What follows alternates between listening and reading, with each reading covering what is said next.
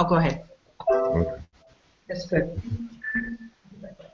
And we are live. We'd like to thank y'all for joining us again with Conversations with Brother Asar. I am your host, Asar Imhotep, with the Madhu Mandela Institute for the Advancement of Science and Culture.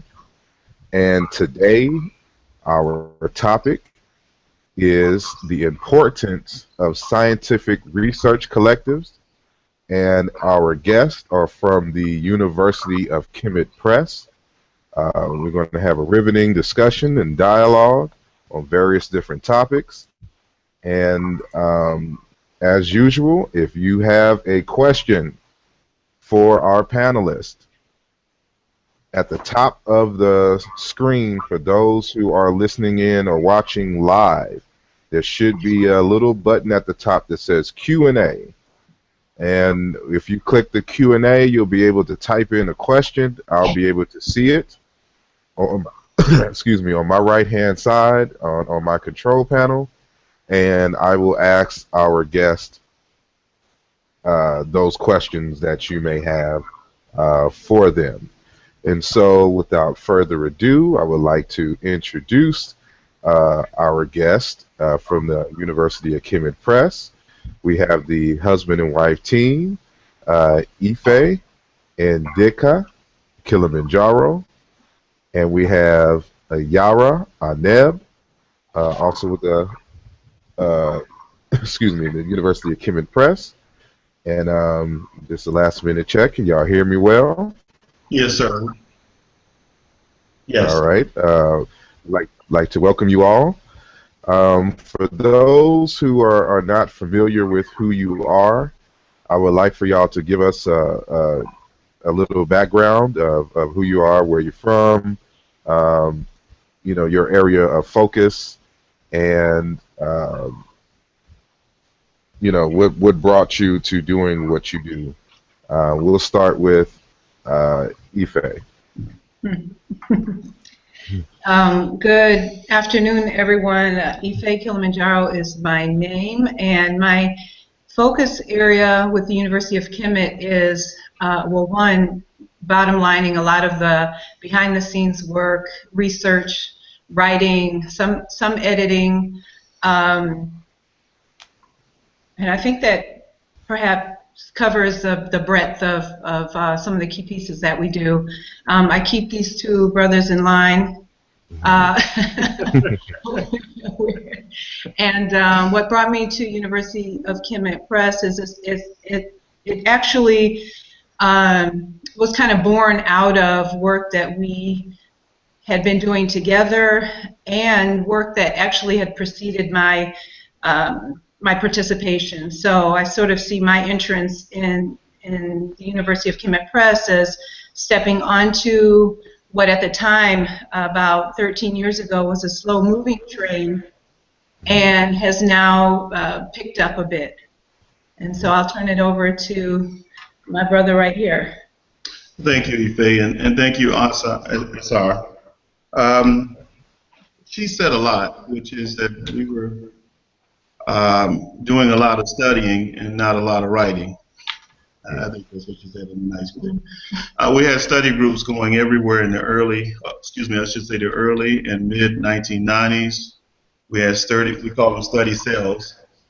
And we start 1, 2, 3, 4, and try to coordinate those and try to put them in a position where they would grow. And obviously we had a lot of studying going and we weren't doing much with it as far as writing. So around the 2000 period, we had gotten together enough resources financially to begin the process of printing what we had written up in journals, a lot of different journals. And I was able to keep some of those journals. I wrote some of them, other people wrote some, many people just made a decision they were going to go on and do something else. And we just kept working. So I began to sum up their journals, sum up my journals. Ife is perhaps the best journal keeper we've had. Yara does excellent journals, they're tight. And so we began the process around 2005 of beginning to set up a printing press.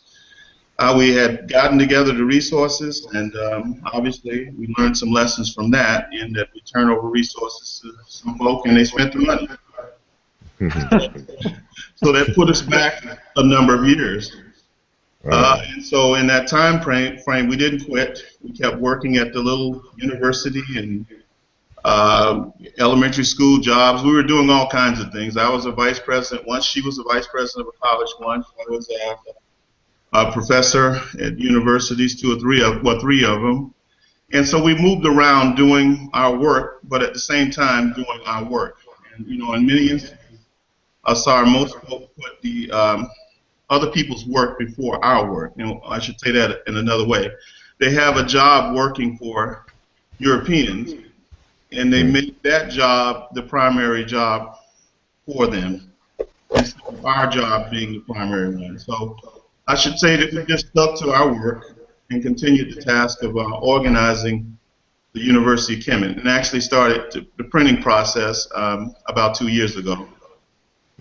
And so that's a short thumbnail. Obviously, there's a lot of detail that we put in it, but I would just say we stuck with it over time. We had a plan to do it anyway in the 90s. We didn't have the resources to the 2000 period, and in the 2010 period, we began the process of actually implementing what we had planned all those years. Excellent, excellent. And Brother Yara? Yes, the kind I met in 1990, I think, late 1990.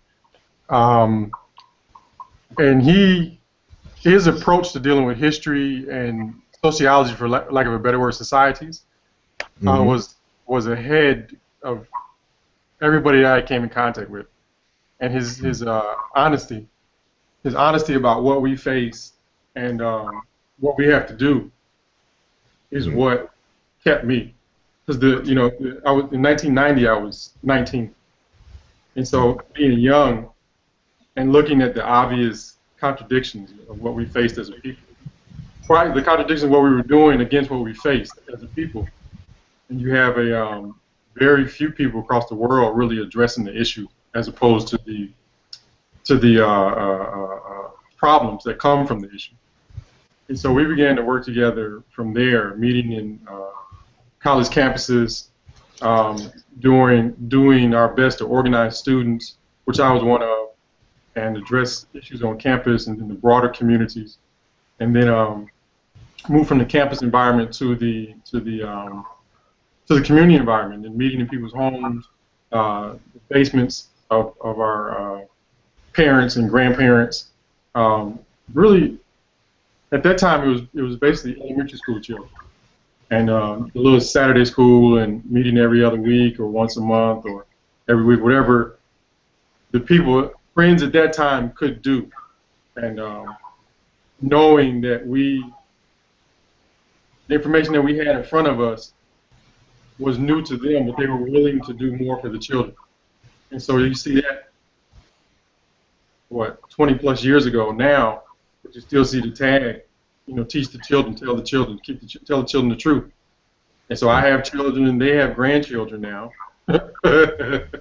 He's a grandfather. And I have 3 children. And so the message is the same, tell the children. And so I actually met Sister Ife in a real quick passing at about 94, 95. A real quick passing. She was, that's your PhD, in your PhD program at that time? I just started. Yeah, I met her in passing at that time.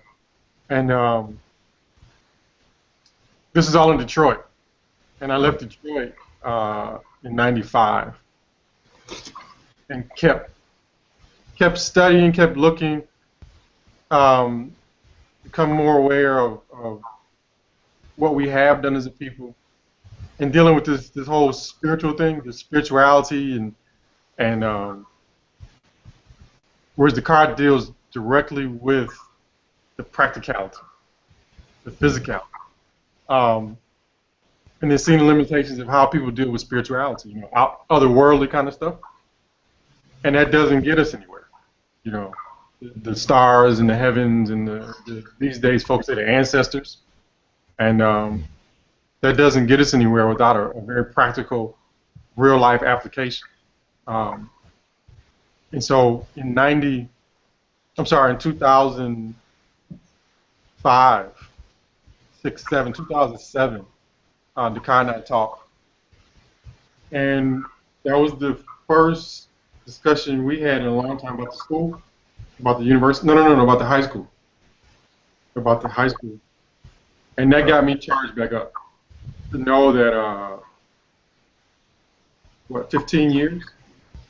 Yeah, 15 years had passed, and the focus was still the same. But now the opportunity is really there. Because at that time you could purchase a school building in Detroit for what, $30,000?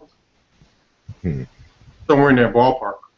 So the opportunity was really there to put into play what we have been discussing, what we have been writing. You know, there were a few texts that we Xeroxed, in spiral bound, long ago, and but to see the opportunity to really get these ideas into a formalized curriculum and then teach formally was extremely exciting, and extremely exciting. So that's where I came back fully into the program, if you will. And so here we are today. It's 9 books on the table. We're looking at about another 3 to 6 months before the university commitment is up and running for students to participate in. And so I'm just terribly excited about the whole matter, and do whatever I can to push this. And so that's where I am with it. All righty.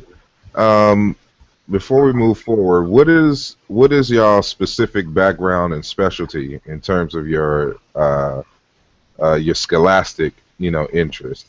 Real quick, start with Sister Ife. Research methods, philosophy, the morality, the moral text, and then anywhere where there's the research applied. What I've played a strong role in is in the where we've described research processes, and then in the application of our study of history, playing a role in that process of summing up our history. So history, philosophy, research methods, and ethics, morality. All right. Okay, excellent. I started off in statistics and transitioned into demography, thinking I could get work doing that. And research methods was the third component. So it was statistics, research methods, and demography, population studies. We both went through Howard. I was just earlier than her. I was through there before she got in there. I was in the late '80s, and a difficult period in history because, as you know, and during that time, the African Center movement was growing, and you were wanting to be a part of it and help. And I thought my best contribution would be in the area of research methods and statistics at the time. And over the time period, we obviously focused some of our skills in teaching African history, African American history, and began the process of studying and focusing on Kemet because of its advanced nature of the work that it did for so long. And we began to see that it was a foundation, it could be a foundation of, as Dr. Diop said, of restoring or resurrecting our civilization. So literally, my statistics, research methods, demography, whatever else I've done over the years gets focused in that foundational area, and hopefully can be transformed into some kind of applied work in the future.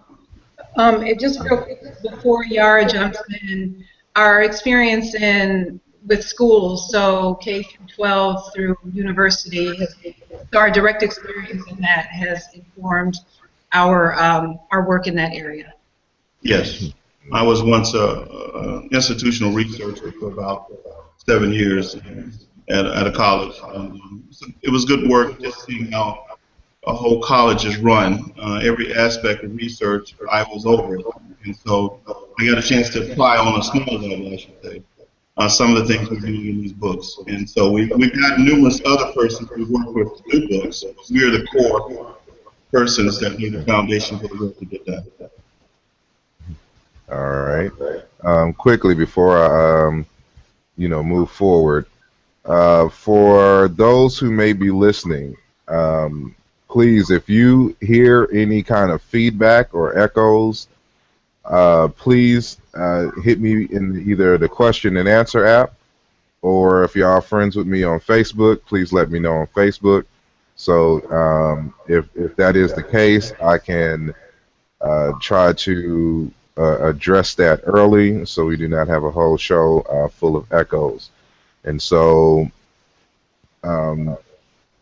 moving it back to you, Brother Yara, same question. Yes, I didn't finish college. I was in college for history and education, so I wanted to be a history teacher, high school history teacher. But I didn't finish, and that's it. But I didn't finish college. I've studied on my own, but that's it for me as far as formal education. All right. I'm going to add to that, and I know I can't talk for Yara, but just in my observation and working with him, knowing him, his applied work and his ability to sum up the applied work, the work in study circles, in collaboratives, collectives, research teams, he's been able to really contribute strongly in those areas in particular. And again, it's tied to a combination of both his practical experience and then his conscious reflection and summation of it. Mm-hmm. So we can't discount the value of that. Thank you. And speaking on that, that's a good segue into the importance of research methods, because a lot of people know me in terms of my studies in language and Africana history and comparative religion, but I went to school for computer science, and so these I minored in African American history, a double minor, but for the most part, outside of that setting, my studies have been outside of the college framework. And I took it upon myself to really kind of do what we call, I guess, an apprenticeship under several different, scholars who would lead me in the right direction and, tell me what books I should, pick up and things of this nature. And one of the things that, a few of these scholars would always stress to me was more so research methods. And so I know once you get your master's and PhD, you have to take courses on research methods and things of that nature. But that may not necessarily be, a focus in undergrad. And so, okay, I'm hearing the feedback from, hold on, testing. Okay, I don't hear it. So either Ife, y'all will have to turn your speakers down probably, so it doesn't feed back into your mic. Just in case. Okay, and so with that, hold on one sec. Hold on, I'm gonna wait a second because I think I'm getting some live feedback now as far as the echoes. Someone's sending me the message, and I want to make sure because we had one show recently with Dr. Wade Nobles, and there was this random feedback going throughout the show, so I'm trying to eliminate it. And so, yeah, someone says it's coming off and on again. And so I'm trying to figure out how to eliminate that. And so what I'll do is when someone's speaking, I'm just going to mute everyone's mics. And when I you know, call on somebody else, I'll just unmute your mics, and including my mics, to make sure that there's no feedback. But basically, to continue what I was saying in brief, there there was, you know, many sessions where they would send me to research books, and you know, I'm glad that, you know, the African-centered community is now starting to publish, you know, works on research methods. And so, you know, I mean, we've had, you know, works on Afrocentric theory and methods and things of that nature, but nothing focusing on how to do research. And so the first book that I know about is Dr. Siri McDougall, you know, out of California. He has a book, Research Methods in Africana Studies, and I recently purchased y'all book with actually all three of y'all. This one, Study Teams, Build Research, Publish, and Teaching Teams, and I know y'all have some works specifically dealing with research methods that I hope to get as well. So tell us, what do you know, why is methodology, research teams, you know, research action teams, as y'all call them, why are these things important when trying to tackle the major issues of the African world community? And I'll unmute Dika's mic real quick. I mean, hopefully it's unmuted. Okay, Dika? Okay, there we go. Okay. Would you allow us to show a couple of slides that they offer some introductory information, but then move directly into the questions that you're asking? Would that be okay? Okay. No problem. Go ahead. So I'm going to go ahead and share our screen. All right. Where is this? Okay. Okay, so just quickly about us, University of KMT Press. We're an independent publisher that concentrates on publishing scientifically accurate textbooks. This is here, and we can make this available. Textbooks, handbooks, manuals, etc. Hold on. I hate to interrupt you. Yeah. For the sake of the viewer, is it possible for you to do the full screen of the presentation? Oh, okay. We'll be able to see it. Yeah, dude, and that way, you know, any of the text, because right now it'll come up really small. Oh, okay. I have it on full screen. Well, the PowerPoint, like from the full beginning, so like if you see on your left-hand side where it says from the beginning. Yes. Yes, just click on that, and then the presentation, the full presentation itself, will be full screen. Okay. Can you see it now? Well, y'all stop sharing your screen. Oh. So I see y'all now. So we are a work in progress, literally and figuratively. Okay. Okay. So there we are. How is that? It's still the same. So if you hit from the beginning, because I shouldn't be able to see any of your menu. So if you say from the beginning. And that's yeah, that's what I'm hitting. It should blow up bigger. Yeah, it's on my screen. It is. I don't know why it's not showing up.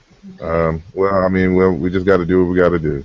Okay. So I won't interrupt anymore. Continue. Okay. Well, maybe I'll try to maximize this a bit. Maximize. Okay. So, apologies to those who are watching. We are not, for some reason, able to get this a bit bigger. But the aim of University of KMT Press is to offer an articulation of history, of as it unfolds, so as it continues to unfold, reflecting high standards of research that generations may continue to use to inform their purpose and the work that flows from it. Why the University of KMT? We spoke earlier about why the three of us were kind of drawn to one another as part of this process that was continuing to evolve from research collectives to then publishing collectives. And a couple of key things that we want to highlight. And actually, I want to allow my colleague, Yara, if you can see the screen. Are we able to pass the baton off to share in the sharing of this PowerPoint? Hold on. I have to unmute my mic. Oh. Testing. Okay, yeah, I can unmute his mic and he can go off of what you're saying. Okay. Well, I'll just hurry up and get through this. Like some key things that we know, we have to be in charge of our work. We know that the ruling race, class, gender, culture, and generation, they systematically censor our work. So in order for anything to get published through mainstream press, even the progressive or so-called left, it must go through a body of reviewers that are seeking to uphold the values of those institutions. And they're necessarily more right or mainstream or central than the work we know is needed to get put out there. And so every journal peer review is white censorship. They have to okay it. They have to put it through. If they don't agree with what is on the pages, then they'll tell you to cut it out, to reword, or in some other way water down what we're trying to say. And then we also learn from history, folks that we know who've been through this process before. One of our mentors, Aikwe Arma, reminded us about how the publishers hijacked his work 2,000 seasons, and it took over 20 years. He had to wait for the copyright to run out before he was able to then have charge over his book again. And so where they're not censored, or where they censor content and they hijack the work. Also, the third piece is going to the question that you asked about teams winning.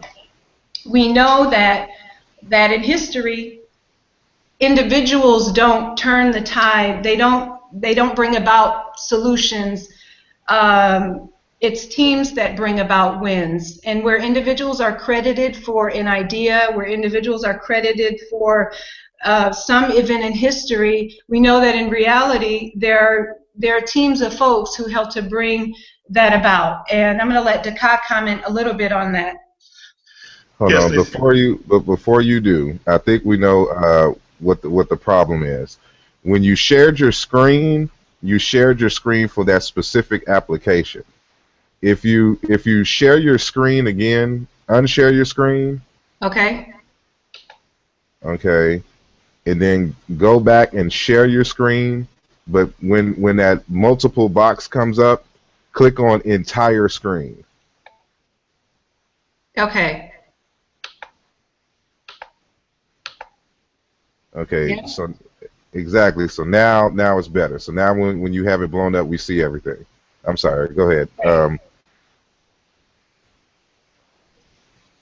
Yes, Asar, we were trying to answer two things. We were trying to go right into the research methods question you had asked, which is, let's see, the research question you had asked about how we ended up at a place where we began to make clear that we had to have fundamental research methods in place in order to do our research. It's like anything else. You wouldn't actually go into cutting on a body if you were trying to operate on someone, if you hadn't mastered the surgical skills and the tools that go with them. And there are numerous tools that a surgeon would have to use in order to solve a problem. And so what I've seen in the African community, in our communities, over these years, and I must say years, is that many people attempt to use one method, or at least the comparative method, to assess everything in our history. I mean, every area of our history. Some folk just go out and get the information they read in one book, see if they agree to it or disagree with it, and then compare it to the the white people's development. And I think that has literally ball and chained elements of our community. And so as a surgeon or a person who's trying to solve a problem, you master your craft, and then you master the tools in an applied way that you're going to use in order to solve that problem. And so that operation. And so at some point, you reach the point of defining the problem, collecting the data, analyzing and synthesizing it, and then presenting a published report of what you did. And within that, there are numerous procedural steps that would have to be taken in order to get from one phase of it to another. And so what we saw was that most people were using one method or general method instead of keeping in mind that there were at least 20 or 30 methods that could be used to isolate data correctly and then move to the point of analyzing it. Say, for instance, you wanted to survey something. Well, a survey literally is inference-based work, or it's not deductive, it's inductive. It means you're pulling one thing from a big thing and saying the whole big thing is like the one thing. Well, that's not going to tell you the specifics of everything that's in that big thing. So we literally have organized our work around deductive work with inductive work within it, which means that you sum up the whole. You read all this history. You study the whole area that you're trying to understand, and then you move to a point of summing it up. And the summing it up is literally your literature review. It is not the research in and of itself. It's just a beginning to know where things are at. And so what I've seen is most folks are run with their literature review thinking it's the whole of the research. You then have to now analyze that material that you have studied. And so you see in front of you our journals, some of our journals, and you see a little small one to the right, I guess it was to the right, where you're just keeping specific notes from each journal. This is just for one book. It took 20 years to get this done. We literally were using other people's notebooks, our notebooks from teaching classes, all the things that go into an applied life, because we're trying to pay bills and live just like everyone else. But in the final analysis, it ends up typed into a computer from that last little small notebook to the right that's open. It ends up typed into a computer. So someone had asked us, thinking that, how do you do this so fast? Well, we weren't doing it fast. We were taking our time over the years, summing up books that we had read, hundreds of them, drawing conclusions, drawing the inferences from those books, and then that would be our literature review. And from that literature review, we would decide which methods were appropriate to presenting the information in each area. And so what I meant when I started off by saying that I see a major error that's taking place in our community is that people go and get a book that they've read and then say, okay, I'm going to have an African-centered view on this, and have not understood that they can read 100 books and get a picture of the process, sum it up, and then make a decision on which methodology they're going to use to analyze the information they have collected. And so I would say in the final analysis, I think what our role in assisting, we're doing assisting work. I'm in my 50s, early. Ife is in her 40s, mid, and Yara in his mid 40s. We know that all we can do right now is assist younger people in their work. We're not trying to lead anybody anywhere. We're trying to help young people like yourself and others who are doing this great work, who are already on the right path, who are already on a good path, who are moving forward, to put them in a position to have the tools that are necessary as surgeons to operate on our situation right now. So we're actually saying that we're laying out these steps that are necessary in order for us to improve our research work, and we saw a lacking in that area.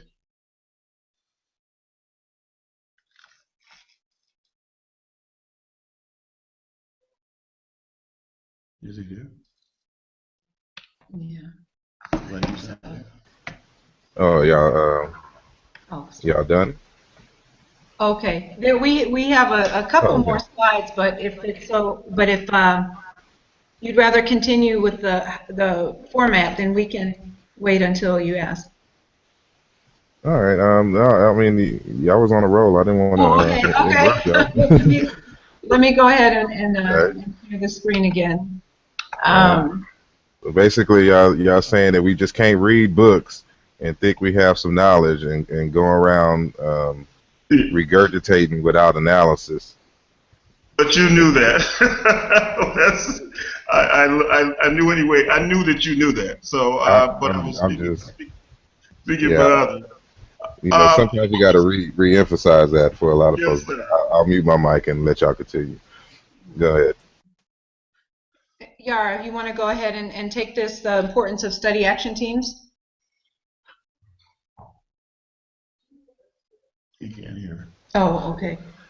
Yeah, you have to unmute your mic. I think you muted yourself, Brother Yara. There we go. Yeah, the All right. just to slow down just a bit to digest all of what's just been said. It's a lot of what, from just a practical level, a lot of what's out there is void of the analysis. It's just saying is the collection of data and the presentation of the collection of data, but there's no analysis, or the analysis that's presented is minimal and it still comes from a place of being conquered. And so what I saw was that all of these black people writing these books don't write from a black position. They write from a position of being conquered and how to still fit into this system. And even with, I mean, even with Elijah Muhammad, not that he wrote much, but even this whole 7 states, in the southern part of the United States, as a separate thing, that's still locking yourself into this system. And so I haven't seen I've seen very little true analysis and much more of the presentation of the collection of data. And so as we move forward, we have all the data that we need, really. From my chair, we have all the data that we need. We just don't know what it means. So not very few people go in and analyze the data and says, how do we? And I'm gonna jump ahead and say the example is that people say that the Sudanese sailed from Sudan to the Americas, right, to Central America. And say, well, how do you get a boat from pretty much Central Africa, a ship from pretty much Central Africa into the Americas? There's no lake, stream, river, ocean that runs east and west across that continent. Or how do you get into the Mediterranean and follow your way over? And so those basic questions weren't asked. The people just accepted what was presented and moved forward with it. The method that we have on the table is horrific, man. It slows you down so much because it's requiring so much work, to get one small answer. But that answer you're very clear on, and you get to move forward with the assurance that the next step I take will be I'm grounded. So my left foot is grounded, so now I can place my right foot and then study that and then study that. So you're unshakable, you're unmovable in the not the position, but in the fact of the matter. We don't lend ourselves to people coming and just simply pushing us off because we haven't done the work. And so to the slide that's in front, the study action team, it clearly drives home that is not my ideal, right? I'm not the leader of the thing. Is the group's ideal. We hash it through. I mean, we like I said to people, we fought about the title of books. We argued about the titles of books, about the placement of logos, and all this kind of stuff. What font to use. So it's just not a one-man or one-woman show. And so with that, in that arguing, in that fighting, it's a nurturing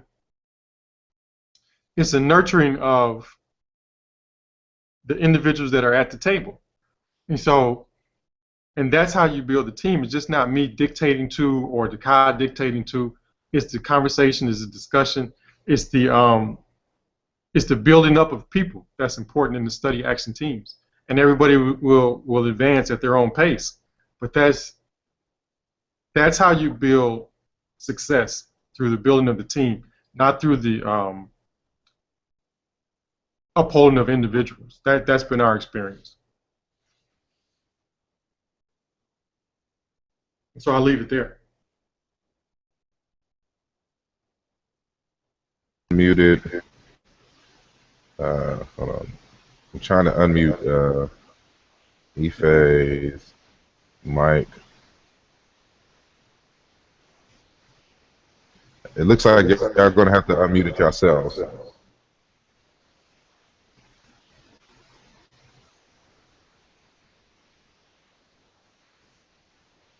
Okay, I didn't realize that we were muted. Yep, so I wanted to add to that a little bit.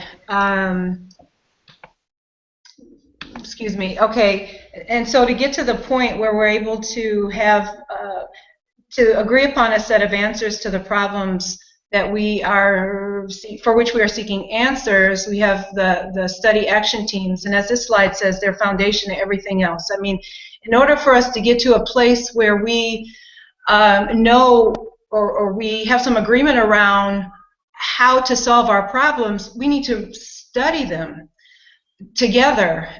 We need to raise questions, to struggle over the data that's being collect the data, and then struggle over it. Work toward a shared understanding about first what the issue is that we're fighting against, or that we're seeking to address. From that study, we also began to, or as part of that process, we look at how others in similar circumstances address the problems that they face. What strategies, what tactics won, and under what conditions did they win? And it's through the shared process that we're able to then, try to find and figure out, debate, and struggle over, reach some consensus around what would work under our conditions, our unique conditions in this moment in history that we're facing.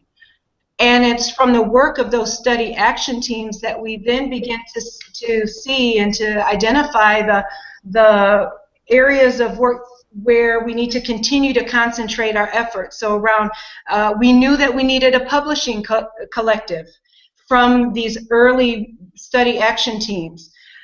Because early on we knew what people did when they got hold of our material, and we learned from those lessons, and we knew that we had to organize a publishing collective that would allow for us to put forward what we saw through our study process as solutions to our problems.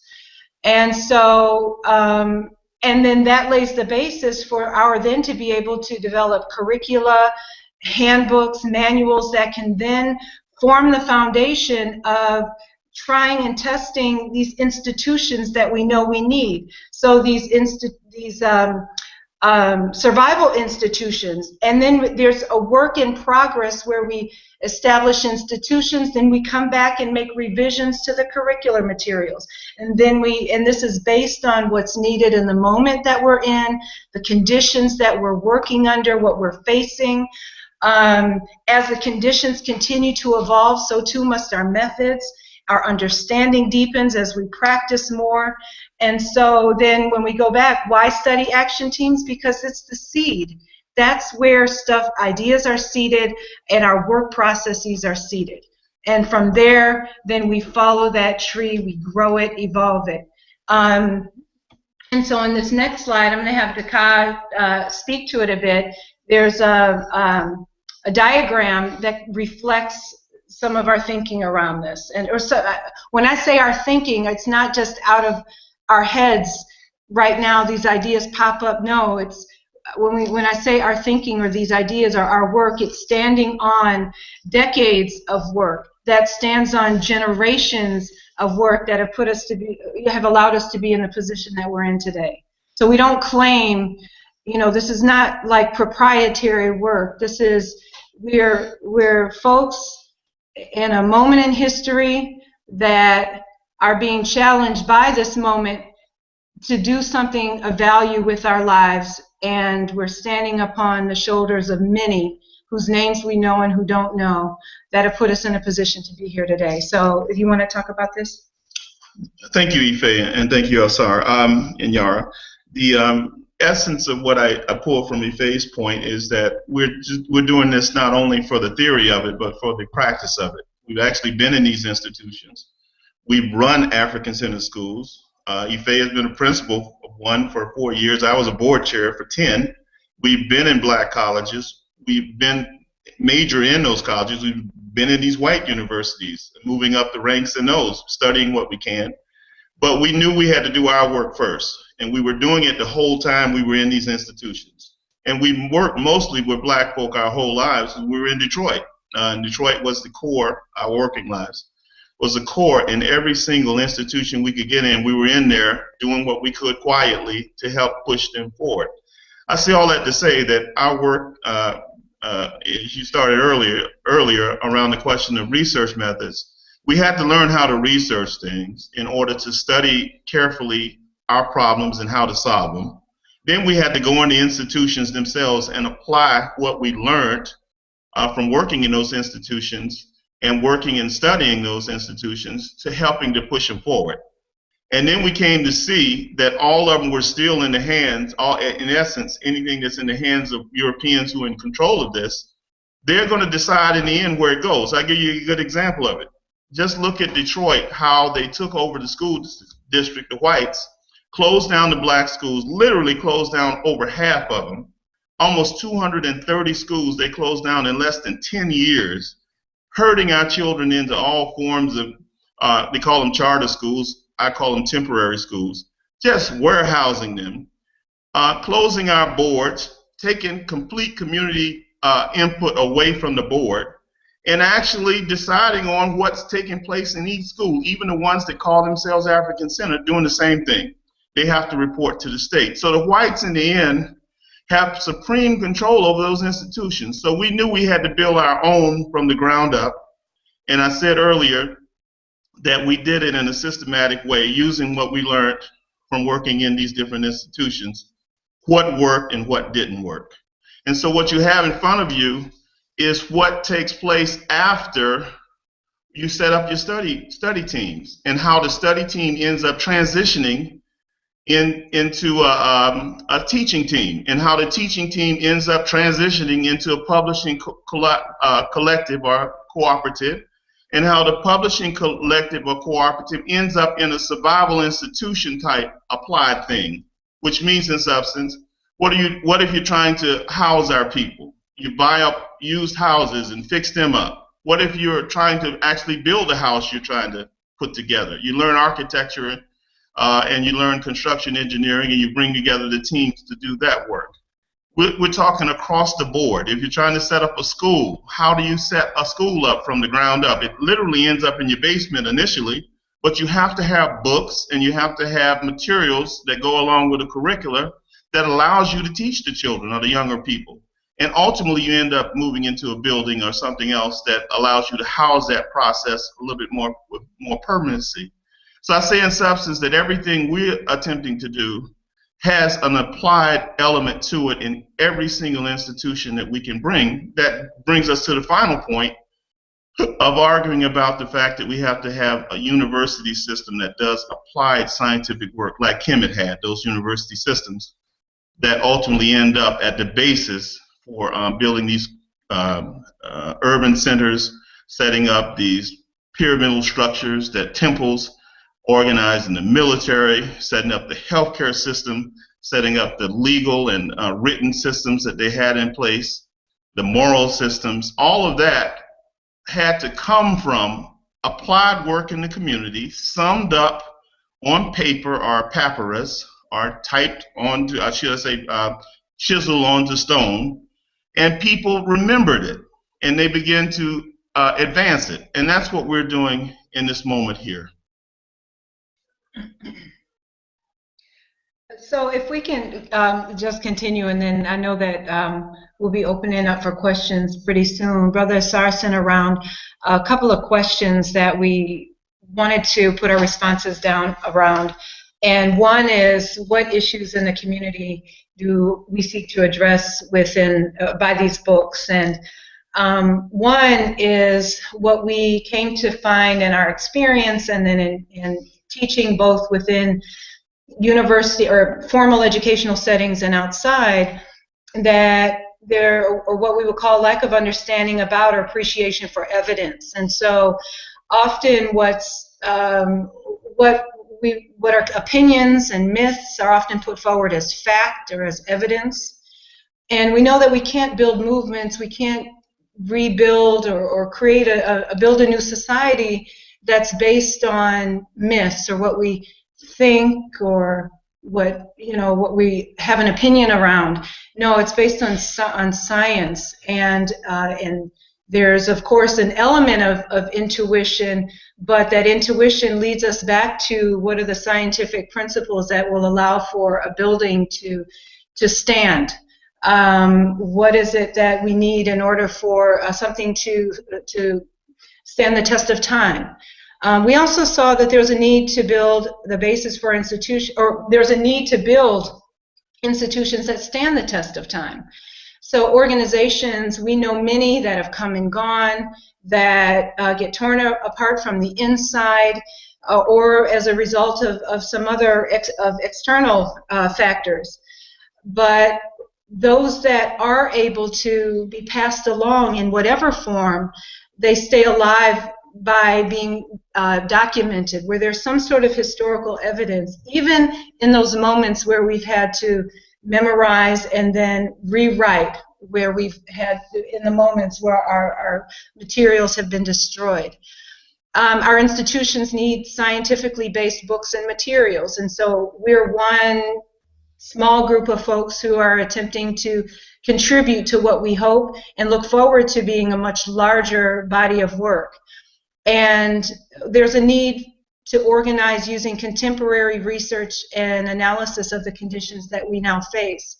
So there have been a number of works that are tremendously valuable that we've studied, that we learn, but that are 30, 40, 50 years old. And they continue to inform us. They give us foundation, they nurture us and remind us around why we're doing this work.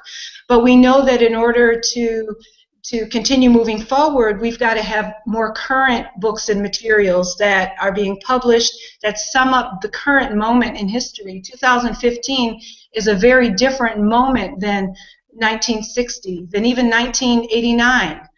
And so we've got to continue, each generation has to continue to publish, to observe what is going on around and sum it up.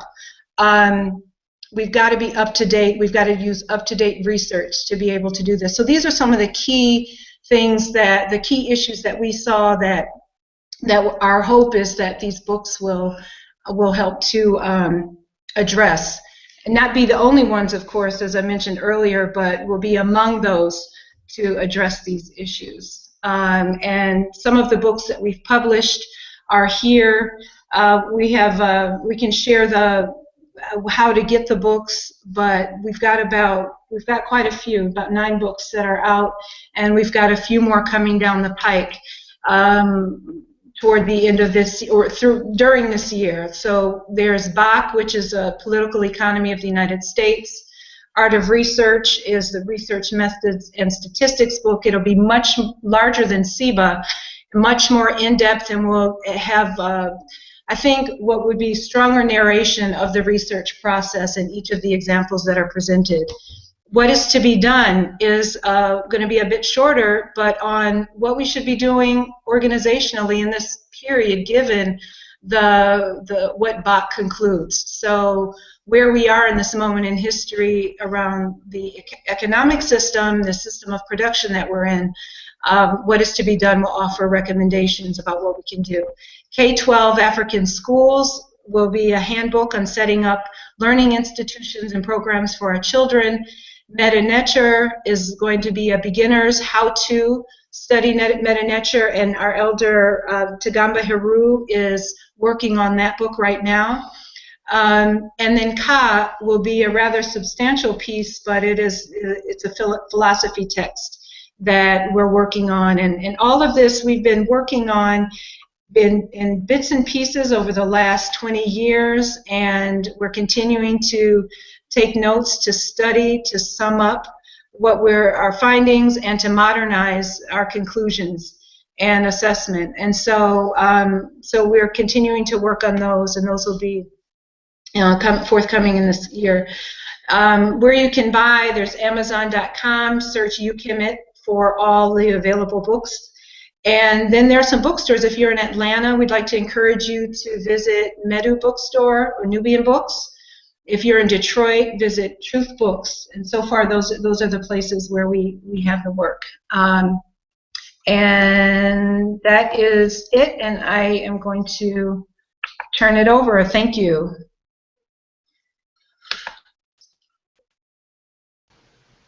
You're welcome. You're welcome, and I appreciate that very much. Was there anything that you wanted to add, Brother Yara? If you do, you have to unmute your mic.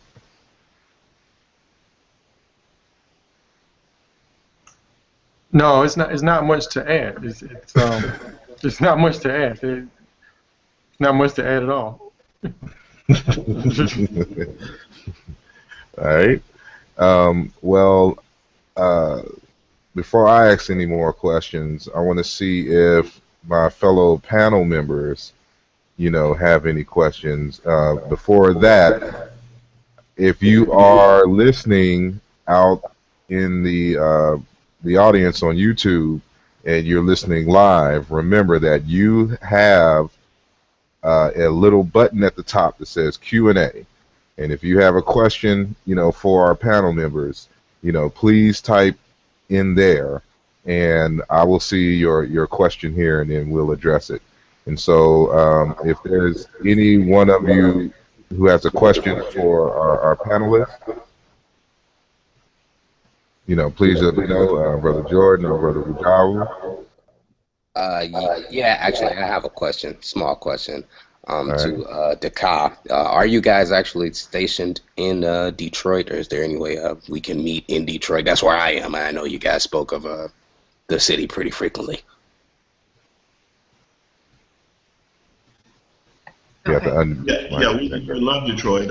I spent, I think, 20 years of my life. My children grew up there. Our children, I should say my children. Our children, our 3 girls, grew up there. They're all grown now, and we do have a granddaughter. I love Detroit, but we transitioned to the East Coast partially because it gives us more ability to get our books out along US 95. That's the short of it. But we're back and forth to Detroit because our daughters are there. And so, sir, if there is a necessity to meet, you can actually get in touch with me, and I will find my way back there, because we go there all the time. That's our first home in the United States. Detroit is a wonderful city for black folk, in my view. We just got to get better organized. Mm-hmm. All right. And for, I guess one of my questions would be, so it seems like, y'all have, I guess, basically a core group of authors or whatnot. And so let's say that somebody wanted to publish through the University of KMT. Is that possible? Or would you recommend that they create their own, research and publishing, group? How would y'all go about that? Well, what I would say to that, Asar, is it actually depends on the people. We've actually are working with a couple of people right now that are new to us, and I could see them working with us in the future. But as far as helping folk with their books, we do help them now. We help folk do their books now, but we don't print them. And in the future, I thought like next year we will be able to spend more time focused on others, because we are going to push out 5 books this year, major books. I mean, you're talking about 800 or 900 pages for that Ka book, and 800 or 900 pages for that Bach book. And those books have been being put together over a 23-year period. So I would argue that next year we will be better set to be able to spend more time looking at other folks' documents and helping them to in detail push something all the way to the print mode. Right now, we just assist when someone calls. They ask us what to do, how to do it, how do you do this. We actually help them get to where they need to go. Having said that, working in joint ventures is what we look forward to. I actually look forward to working with you in the future if that's possible. There are other folk we met over the last few months that I think we can actually form some type of ventures with in the future. But having said that, we've got to close out these books that are waiting to get done this year so that we can actually open up the University of Kemet with foundational works.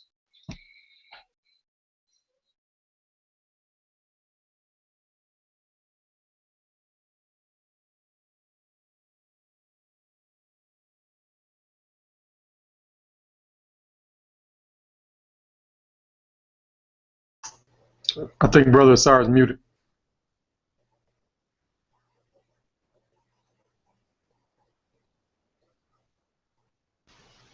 You can't hear me? You muted him? No, I can't mute him. Asar? Asar? Hold on. Okay, testing. There you go. Testing. Y'all can hear me again?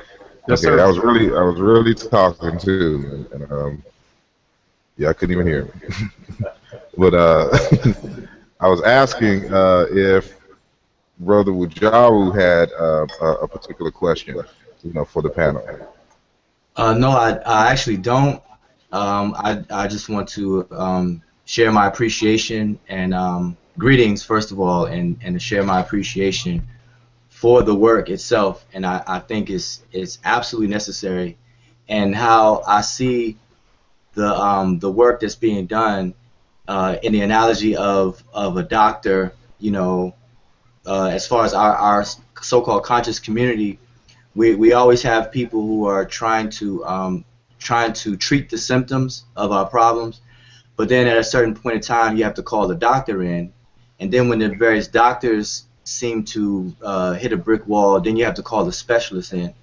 So I kind of see this kind of work as a need for us to call the specialist in, because this kind of work with the rigorous structure in place, I think we need it. I think it's long overdue, and by me having a computer programming background, I know the importance of flowcharts and structure, and how to, as Yara said, Brother Yara said, that you have to firmly plant one foot and gain a foundation to where you're immovable and shakable before you can take that next step with the other leg. So I think this kind of work is pretty much the epitome of it, and I would love to help, be a part of, whatever it takes, because I'm 100% on board with this kind of work. All right. Jump in for a second, sir. Go ahead.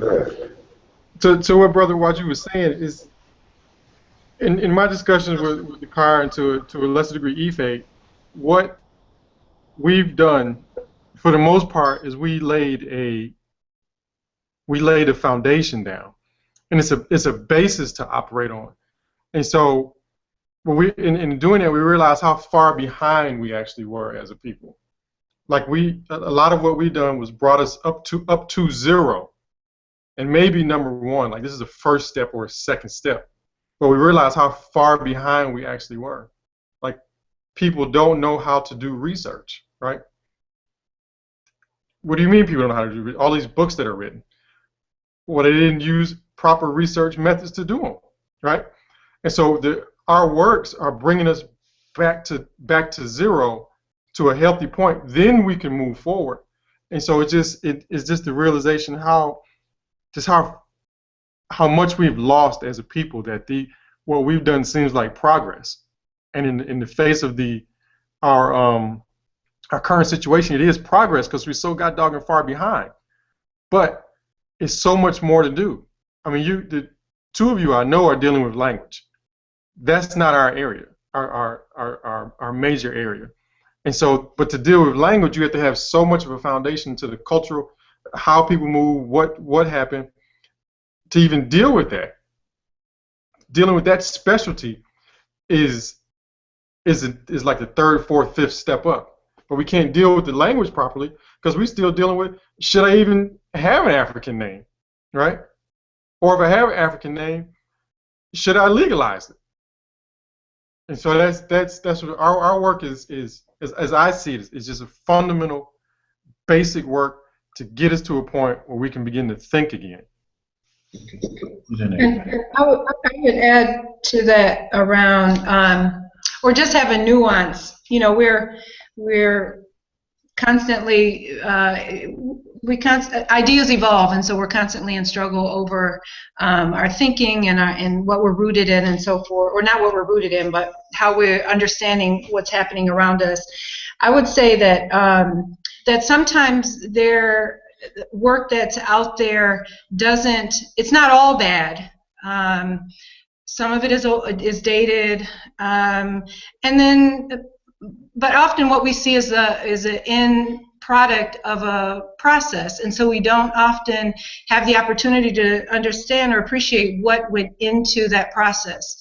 And so the research steps, the methods that are taken, even where there might have been some mistakes made, or where there's some latitude that people take in carrying out research, still we don't often see that research plan in place, and so or the process that people walk down to arrive at their conclusions. And so you know, we don't want to be a part of, or there are enough people who are saying these are our solutions and here's the end, who are showing the end product.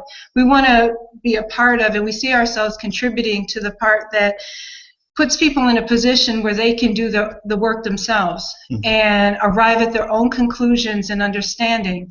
And that's where leadership is born. That's where leadership evolves.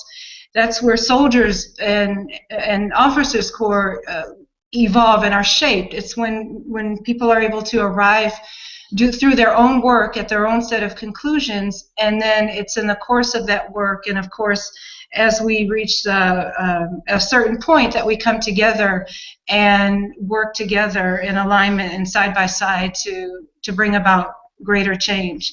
And so what I'm suggesting is not different than what Yara put forward. I think it kind of adds a nuance that that sometimes we don't often see what the process is, and our hope is that we're contributing to people's understanding of what it takes to do some of this work, so that more can be doing it.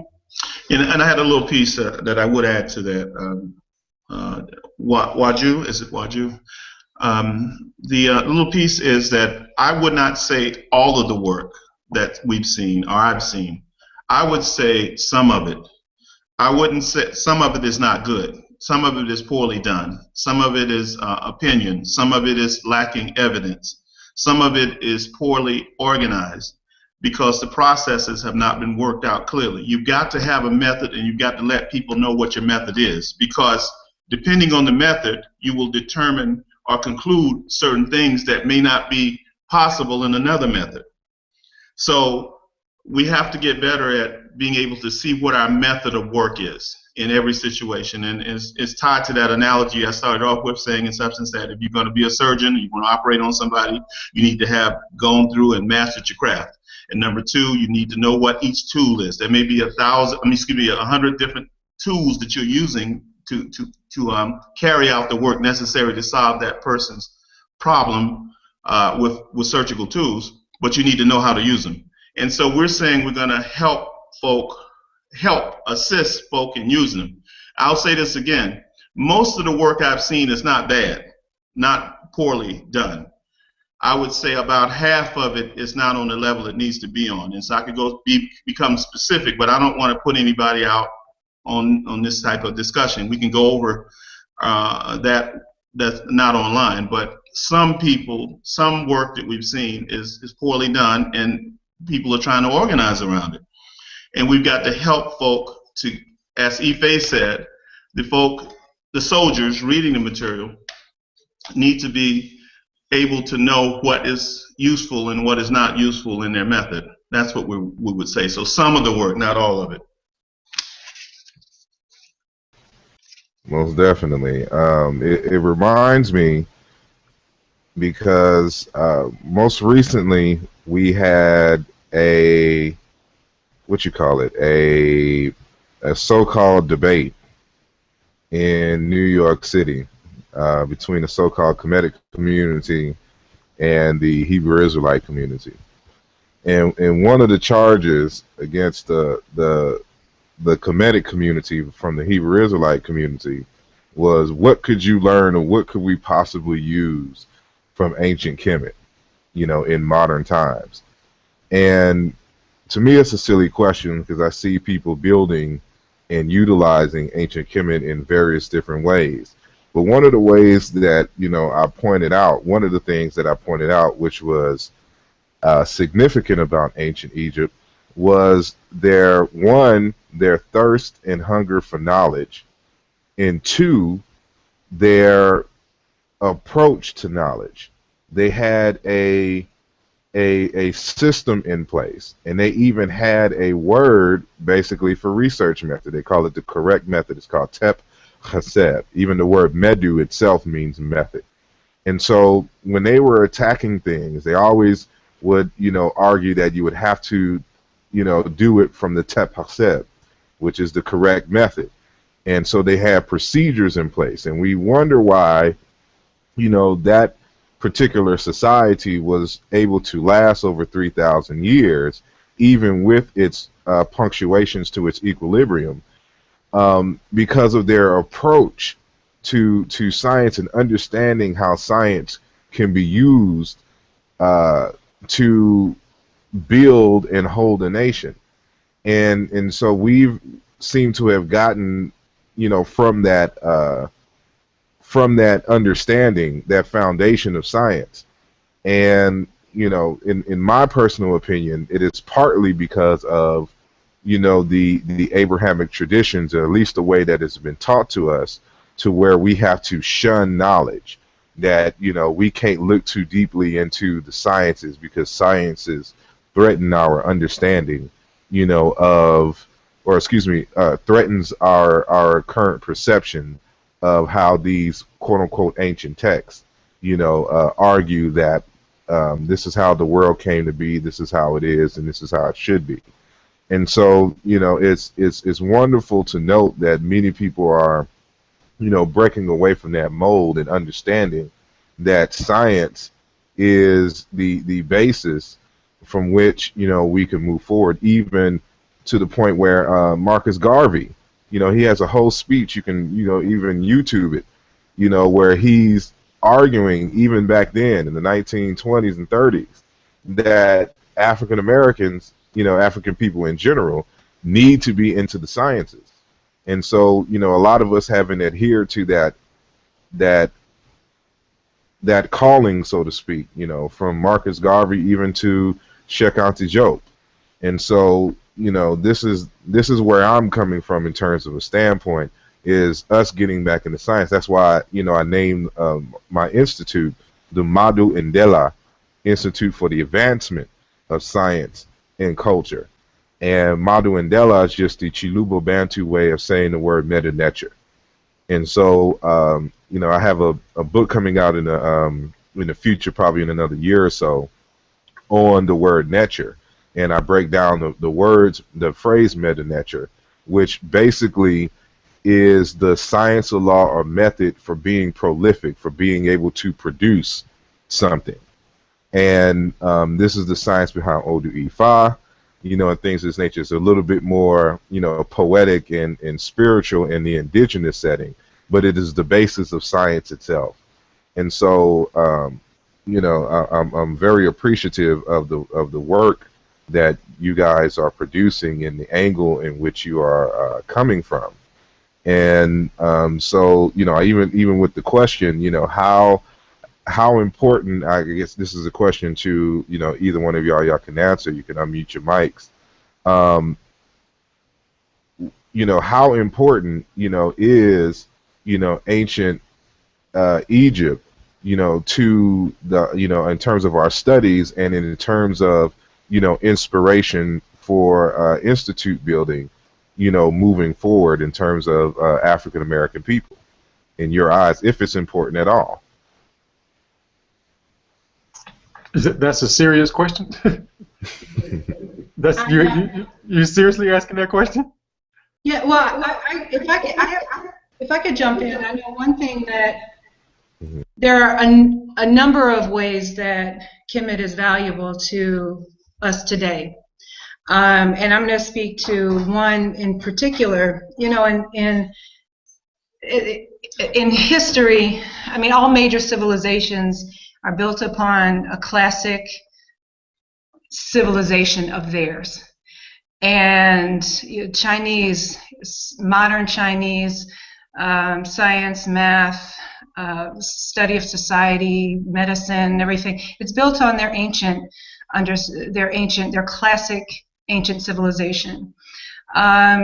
European societies and their offspring, of which the United States is one, is based upon, they have their legal system that's based on their ancient civilization, Rome. They have their medicine that's based on their ancient civilization. So between Rome and Greece, all of what we understand around modern society today in the United States and Europe, it's rooted in both the language, the culture, and classical foundations of their Rome and Greece. We haven't identified a classical civilization on which we can build our modern cultural institutions and practices, which includes science, it includes language, it includes how we go, the material ways that we go about meeting our needs, the needs of our existence. And Kemet offers us that. Kemet offers us much more than Greece and Rome and Rome offer the Europeans, because their stuff was stolen. Most of it was stolen anyway from us. And so the evidence, the historical and scientific evidence is there to support that. So I'm not just basing that on something I've pulled out of my head. But Kemet offers us foundations for our being able to understand and talk about every aspect of life that we both are living now and that we can aspire to. And in the course of their lives, through the documentary structure that they left us, at least a small portion that we have access to, because we know a lot of this stuff is stored in the basements of European museums, has been destroyed by Europeans and Arabs over thousands of years, has been stolen and hidden in other ways. So that small amount that we have access to, even that is enough to inform us of many of the ways that they loved each other, that they struggled over things, that they worked through issues or didn't.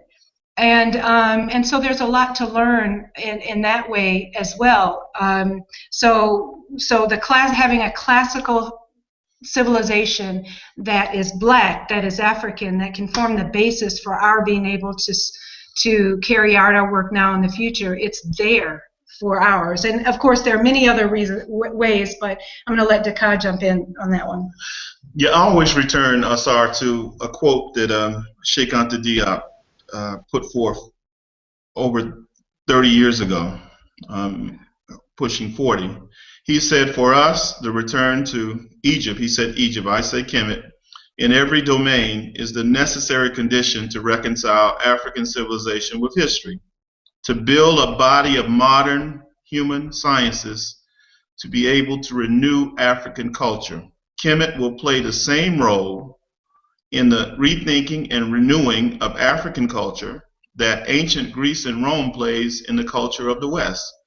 Universal knowledge runs from the Nile Valley toward the rest of the world, in particular toward Greece, which served as an intermediary, and we say translation base. As a result, no thought, no ideology is foreign to Africa, which was the land of their birth. Consequently, Africans must draw from the common intellectual heritage of humanity, guided only by the notion of what is useful and effective. That is how I would actually sum up my thinking on that area. You've got to have a foundation to build anything. You can't start up in the air. And so when you bring up Hebrews or Islam or Christianity, you're talking about mythology. You're not talking about core history that you can verify. We speak to evidence. We don't want to discuss what someone's story is. We want to see the evidence before the story, because from the evidence we can build a clear picture of what happened. We don't need a person's story of what happened. We need the evidence where we can test it using the methodologies that we have mastered as surgeons. We've mastered the methodology so that we can test the veracity of this evidence and see whether it is indeed reliable or valid. If it's valid and reliable, then we can build the theoretical, or should I say the hypothetical summation, in order to move to a point of theory to make certain that it's real as a process. So what has happened is we get in these arguments with folk and they don't have evidence, but they have a story. And that story ends up being inflated or expanded to make it appear that something really happened. And so I stop them and start back with the issue of where is the evidence, number one, and then we move from there. So Kemet has the evidence. We've been able to see what's taking place in agriculture. We saw how they built from the ground up, even with a social system. You don't even have socialism as they planned economy for the Soviet Union at one time and China without the planned economy of Kemet. It was operating no place else in the world except in that Nile Valley region where they planned literally everything. You don't even have the discussion around communes. You don't have the discussion around architecture, stone building architecture. You don't have the discussion around applied mathematics, geometry, trigonometry, which is the basis for pyramids. You don't have the discussion around families. You don't have discussions around morality and ethics. You don't have physics, chemistry, biology. Those discussions already worked out in Kemet. Even the Euclid discussion around mathematics, that work was done in Kemet. They call it Alexandria, nothing but a military base where these whites were just stealing, taking what they wanted, translating it into their language, writing it there, and then moving it on. So we say all this to say that the whole foundation of a new Renaissance has to be indigenous to the very people who are trying to build it. And where else can you get a one-stop shop where the essence of our indigenous culture reached its highest flowering point in a 3,000-year period? Nowhere else compares to that. So for anyone to say that, it means to me that they are in this mystical world that has nothing to do with a real world. Because if they were respectful of the evidence, they would know that Kemet is the foundation of us rebuilding in the future something new and higher on our own feet again.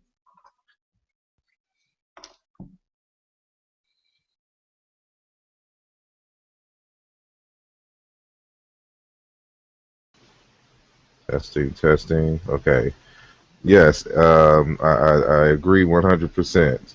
And just want to let you know that I think that when you're talking, your screen is black, but when I take the thing off of you, I see that y'all still have y'all screen shared.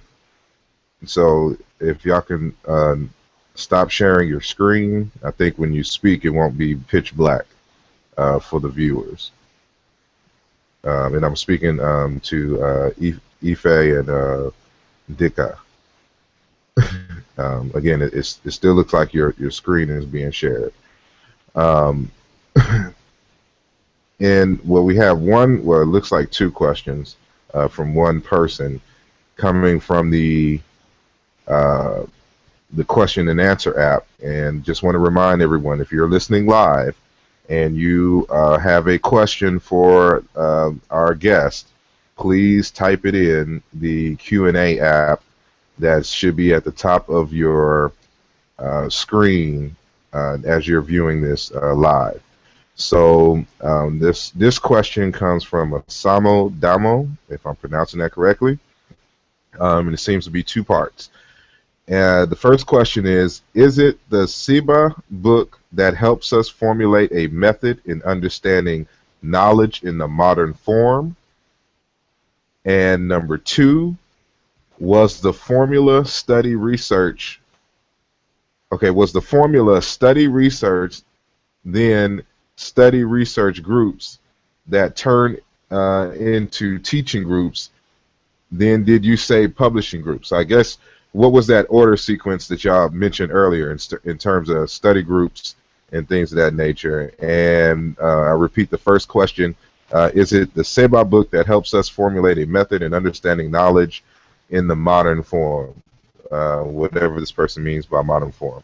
And so you can unmute your mic. Okay, can we check, Brother Asar, are we off screen share? Yes, I see. We see you both now. Okay. Thank you, sir, and thank you for the question. The first part of it is, yes, the SEBA book is an introductory book. Obviously, Yves says it's too difficult, but it's an introductory book. It's about maybe closing in on 300 pages, but it's a book that sums up what methods are in place today, at least 10 of them. We don't go with the 20 to 25 that will be in a larger work over the summer, but we've shown you the 10 basic ones that we see that are being used, and we try to adapt those systematically to some of our problems. We use examples about some of the issues that we have to deal with. It's like something Yara said earlier. I would argue, and we can talk later about it with Yara, but I think it would be a mistake to argue that that a population's whole method is wrong. They may just have problems within the method, and having problems within the method can be resolved. But if you don't have a method at all, you know you're in a lot of trouble. So we actually, in the basic SEBA book, allow people to see the different basic methods that are in place that they can use for research. Number two, African time. Yeah. I'm going to talk about that. African time. What was the second part of the question he asked? I got it. Okay. He asked the question whether or not we move from study teams, we call them, to teaching teams, to publishing collectives, and that's the order of it. The reason it's that order is because you really have to study something and get in a good back and forth relationship with the people that are already in your group, so that you can move to the point of going out publicly and teaching, forming teams and teachings. What we did was we formed the teams, and then we went out into the institutions we worked in and taught what we had already learned in our study cells.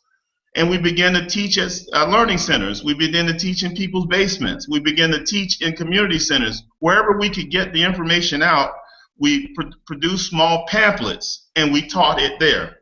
And so you move from teaching, where you see as at some point that it's time to put this lecture or these lectures that you're presenting into written form. And so teaching informs, and it lays the foundation for us to then move toward printing it so that people can have curricular-based material. Those are the publishing collectives. And from those, we're talking about building schools. See, because in the final analysis, you don't start with a school. You start with the basis of the teachers and curriculum, the material that you're going to teach in it. The school is just a building. A building means nothing. It could be a brand new building, and you could have very poor teachers, very poor material that you're presenting to the children, no science, just talking, yelling, and in the final analysis, they're not going to get any more than if they were in a torn up building. Either way, they're not going to get much of anything. So the issue is starting with the teaching teams, forming relationships there that are moral based, that are egoless, where people come in on the same level. I didn't even really want to talk about where I went to school or anything, because I can tell you, Asar, I learned more outside of Howard and going to school than I learned in there. I learned more about what I needed to do than I learned when I was in there. I got the fundamental foundations. It was a great place to go. Florida State was a good place to go to get some fundamental foundations. But then I had to go to work. And so the last 20-some years, we've been going to work. So we've learned more on the outside of these institutions than we have on the inside. So having said that, we have to build our institutions from these publishing collectives. Interesting. And I say so because, you know, there's an individual, you know, right now who is raising money, you know, for a school, who we may have, you know, all know and have heard, but there's no documentation that, you know, there's any kind of curriculum that has been prepared, you know, or any kind of plan for the running and maintenance of the institution once the buildings, you know, are purchased or whatnot. And of course, people are skeptical on the success, you know, of this particular thing. And I'm wondering, why is it that a lot of us feel that, you know, we have to start off big in order to be effective? Like, why can't we start off, you know, as a seed, you know, nurture it and let it grow over time? Why do we think that we have to start off in this massive, you know, enterprise, you know, for us to be effective and knowledgeable? And so, you know, I'm glad that, you know, again, there's a blueprint, you know, for this. And again, like, I was at a conference, you know, recently, and it was, you know, presenting, and there is in African centered in nature. And, you know, one of the questions I asked, you know, the presenters is, I mean, because they publish a lot of work. And so I was asking, well, is anybody going to publish an African centered work on how to build and maintain institutions? And, you know, and they didn't have, you know, a ready answer for that. And I'm like, well, we keep saying that we need African-centered institutions, but, you know, for people, at least in my generation, we don't have that blueprint, you know, on how to do it. And so I know that y'all have a book out called, you know, Survival, you know, Organizations. I may be messing up the complete title, but, you know, any one of y'all, if y'all can speak to that, you know, and its importance, to, you know, to us moving forward. Let me jump in right quick, Ife and Dakar. The one thing that we haven't said is that our first book was Ma'at, Guiding Principles of Moral Living.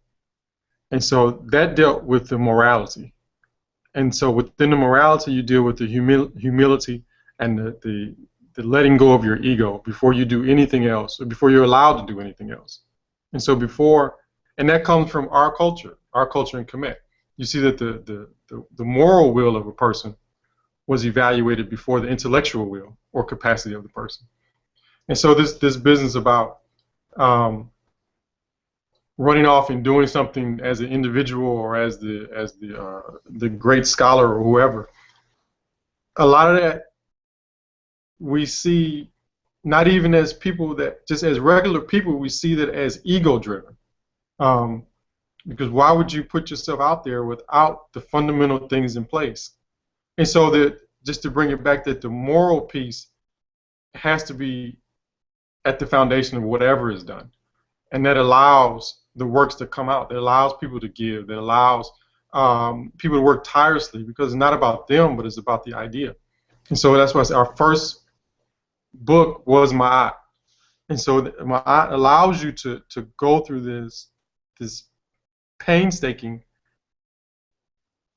process of learning something, right? You humble yourself to what you don't know, and then you say, okay, I'll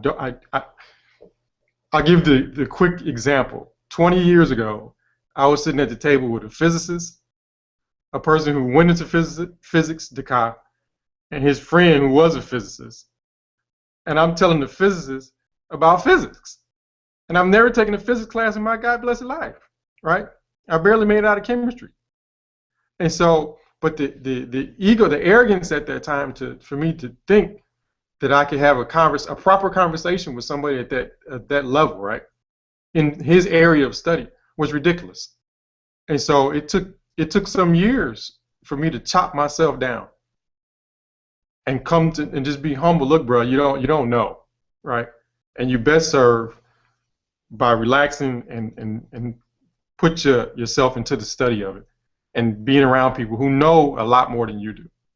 And so what we're seeing today with just the ease of information acquisition through the internet, everybody's an expert, but very few people have done the real work, and very few people are willing to be humble and say what they don't know.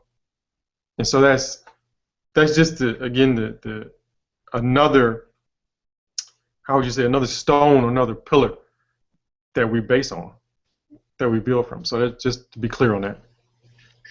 Yeah, if I could jump in, I really appreciate Yara you saying that. So I'm going to scratch out some of the points that I was going to make, and then say just two things. One is that the order of the first three books that we published was key. It was critical and a tremendous amount of thought. We could have done any of them. But those first three books the order was the most important. So as Yara mentioned, the heart, so we have the heart, mind, and hands, so what we do.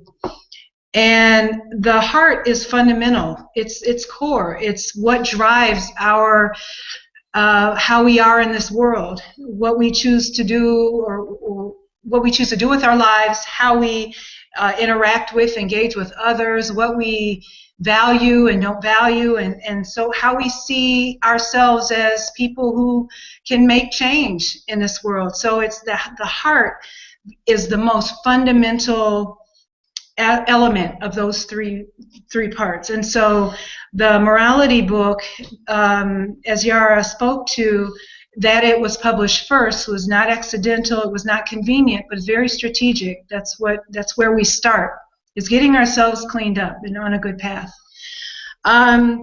And then to speak to the example, Brother Asar, that you raised, I won't go much. My husband is over here like, go at it. But I'm going to just say that, because it's not about, trying to up front or show off or anything. I think it's just that, these are important red flags that you raised. And when we value ourselves, when we value our people, we want to make sure that we've got the best, that we're doing the best and we're doing right. And so if there are glaring gaps, they need to be named, and that needs to stand out very strongly as a red flag on whether you throw all your might behind it, or throw all your money behind it, don't support it, or try to figure out how to help fill in the pieces that are missing, if there's room to do that. And so I guess I'll just leave it at that. I mean, our people deserve the very best. And I think what Marx said years ago when he was referencing the working class, or was it Marx who said that? The working class deserves our very best.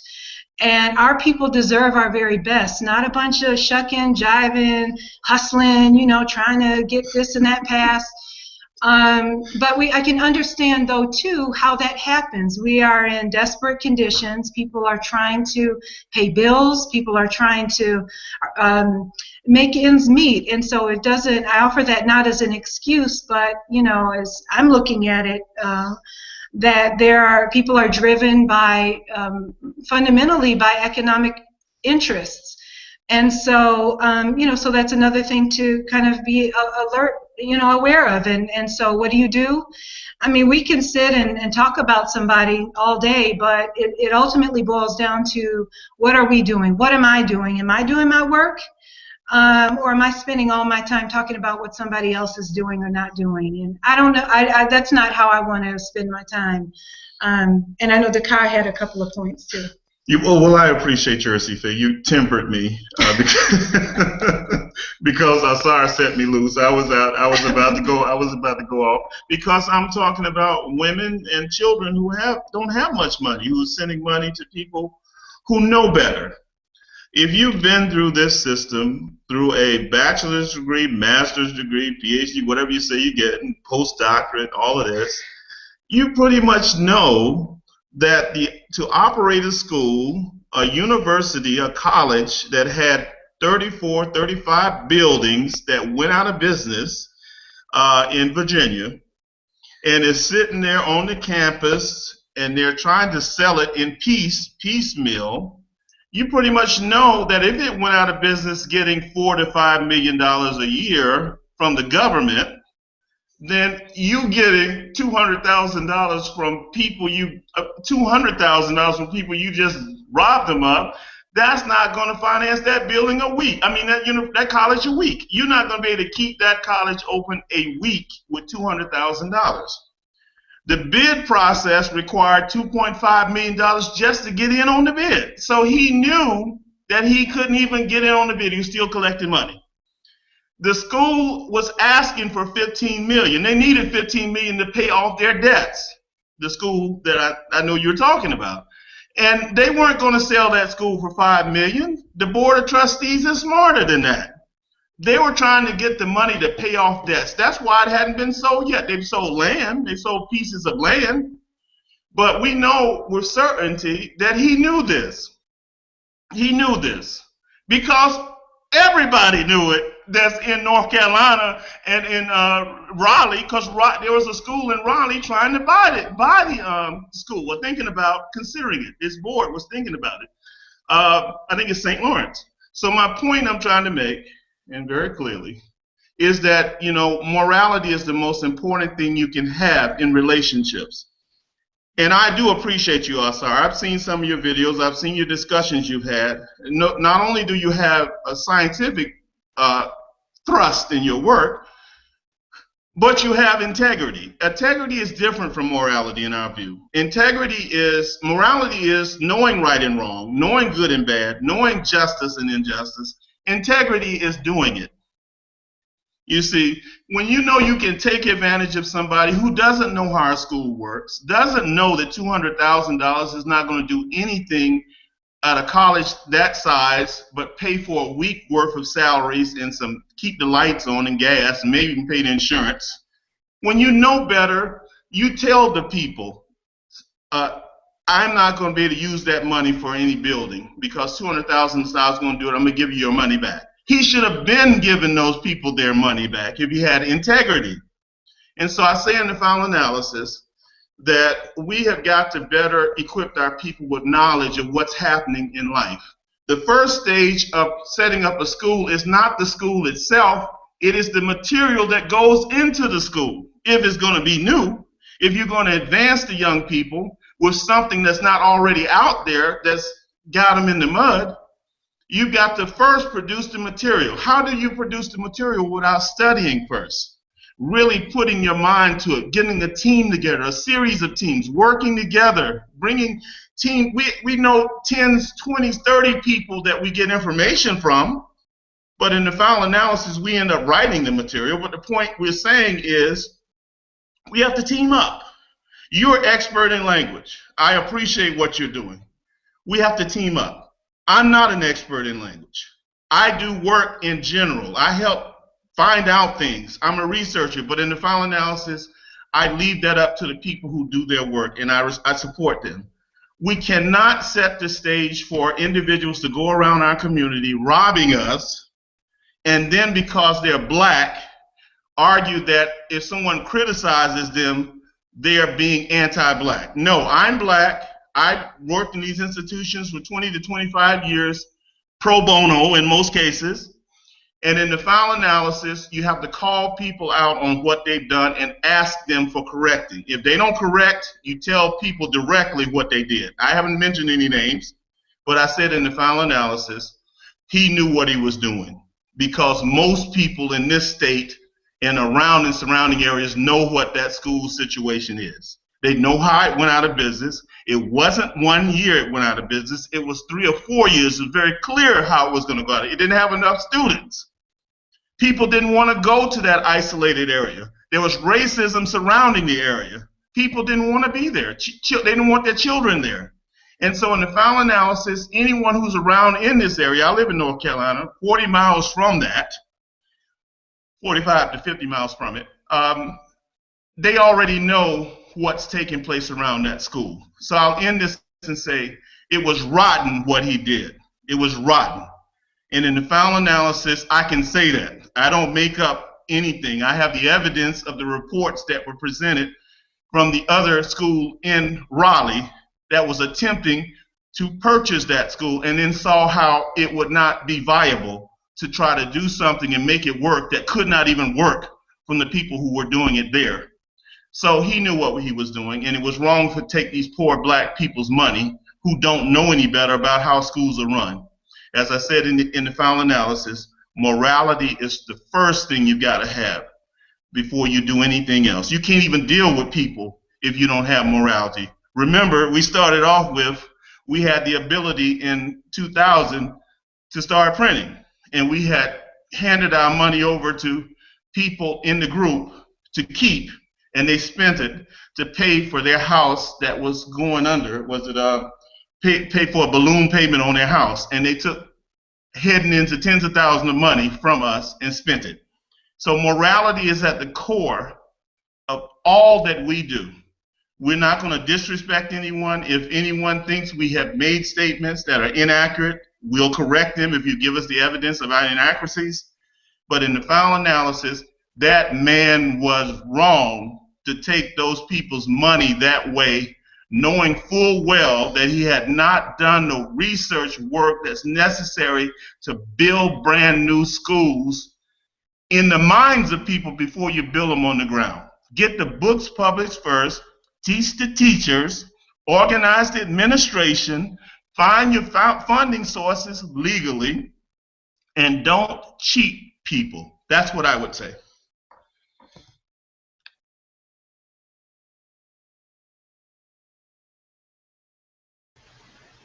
You said a mouthful. Yes, indeed. And and I'm humbled by your words as well. And you know, these are the kinds of, you know, issues that we bring up, and you know, everything that you just said is why I haven't moved forward on, you know, certain other projects that will require just that. And so I wanted to, you know, that's why I think that y'all work as a godsend, because, you know, I've been asking those questions of where can I find that information. And then sure enough, on Facebook, one day I start seeing these black books, you know, with all these different titles. And I was like, I need to go check these out. And I would like you to, because you mentioned something, and I'm going to have to send you something when I complete this general outline, because you reminded me of the body, the usage of the body in terms of I guess an operative framework on, you know, how to organize the movement. I know you mentioned it here in your study team's book, but you just mentioned it kind of in passing slightly, but you didn't go into detail. And this will be my last question. But you know, it just reminds me in terms of this body concept that I had, which was inspired by ancient Egypt.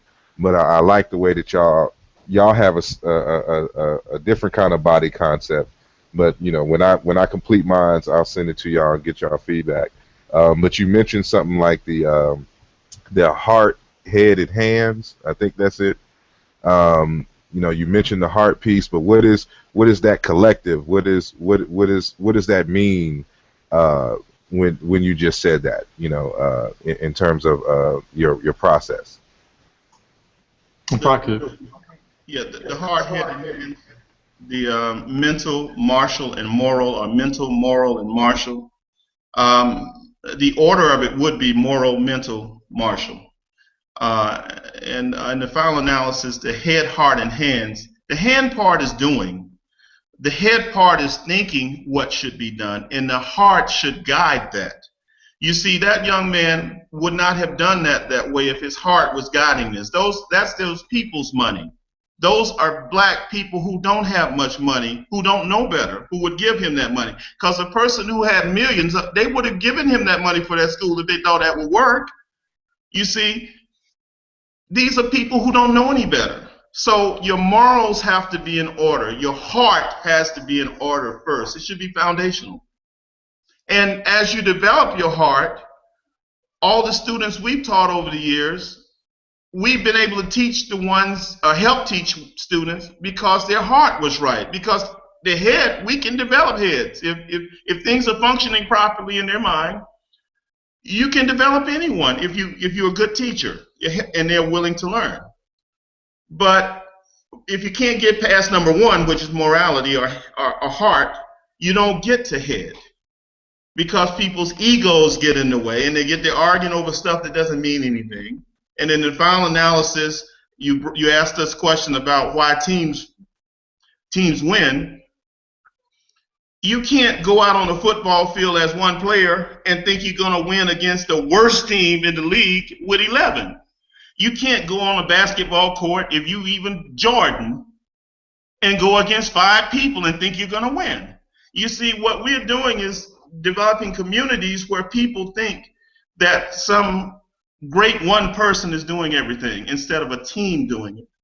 And so in the final analysis, once you get past the morality of it and the mental development part of it, which is the system work that we're attempting to do, putting things on paper, putting it in order, establishing the procedures for the steps, you then move to who's going to do it.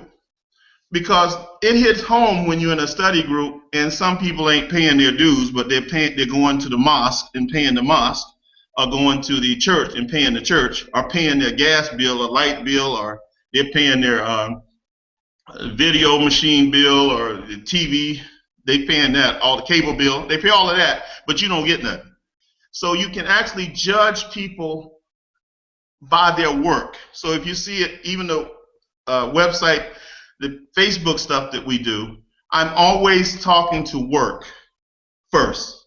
You can see what a person is in an organization or anything by what they do. Not what they say, but what they do. So we don't even get to the hands part or the martial part without having the moral and the mental part founded precisely.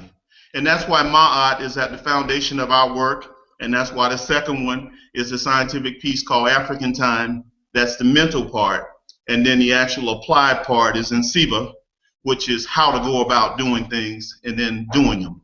Because we judge people on what they do. And I appreciate you again. I said before, we got off to a rocky start. I didn't know who you were. I don't think it was rocky, it was just direct. And both of us were appreciative of the directness that was there. Because I wasn't saying I knew anything. I was just saying we all have to be very clear about what we're saying. And I want to be clearer.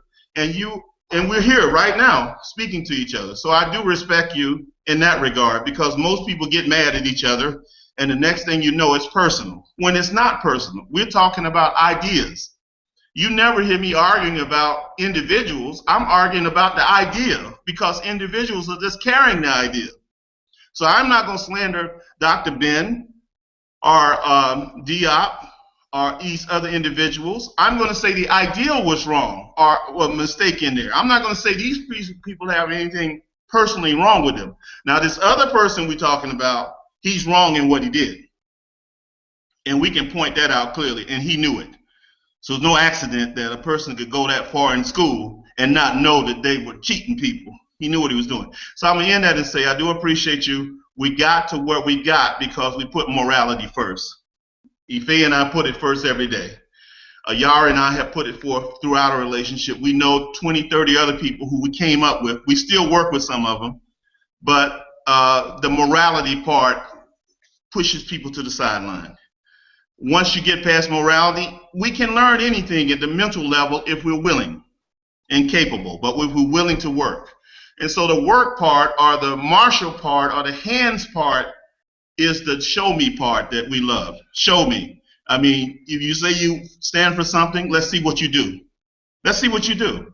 And Kemet had the greatest system for that. How do you get a pyramid, a series of pyramids built, 2.5 million stones, some of them weighing 3 to 4 tons over a 26, 30-year period, one building planned to the core in systematic fashion without people understanding work, you don't get it. And so we've got to understand work again, because again, I'm not young anymore, and I know batons have to be passed. And I know that I'm not going to do anything but assist, as we've been doing the last 15, 20 years, because we're on teams that assist in carrying things forward. But if we do all our work together, assisting, we will be able to lift this burden that we have on us, which is people are standing on top of us because we're not organized. All right. Yes, Facebook has, a tendency to, or just social media, you can't see people's nuances. You can't hear people's nuances. So, I get into many arguments on Facebook because, I know how I'm saying it, in my head as I'm typing, but it may come out differently for people on the other end. But Brother Yara, if you have something to add, go ahead. I'll just add that through the past few years, what's recently come home to me is that the majority of our people, the majority of Black African people, are thirsting to be their whole selves, so to speak. So they're thirsting for information. They're thirsting for knowledge to move them out of this mess that we're in.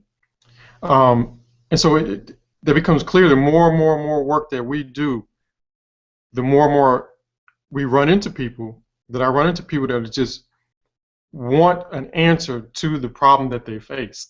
And so, particularly with this thing about this, the brother that we spent too much time talking about, the people are following because they want something more. They want something better. And if it's one thing, Black men do is they talk, and people follow, And so a lot of talking is going on.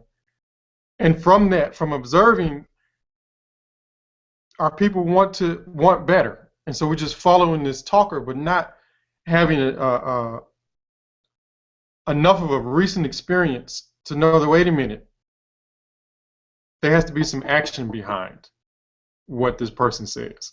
There has to be some productivity, because we've gone at least two generations of just listening to Black men talk without producing. And so we've come to think that talking is doing something. And so at 44, I remember you listen to people talk, and you better believe they're going to do something. But the generation, 2 generations later, no, talking, people think is an actual action. And so just looking at our people, like masses of our people, when they come in contact with the work, we see on their faces that they're just thirsty for it. They're just thirsty for it. Maybe not necessarily to dive in and go through the details of it, but we're thirsty for answers right now. We're in so much of a mess. And so that compels me to do more, right? To do more with less, actually. To do more with less. And so it's just another vantage point that I use to look at what to do and how to do it and when to do it. It's we have a lot of work to do, and our people are literally waiting on us to do the work.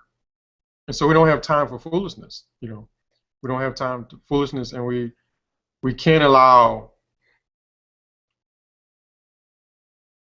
trickery or just trickery to interfere with what the work that needs to be done. Just leave it at that. All right. Brother Wajawu or Jordan, if y'all have any last question before we close out. Yeah, I had a comment and also a question.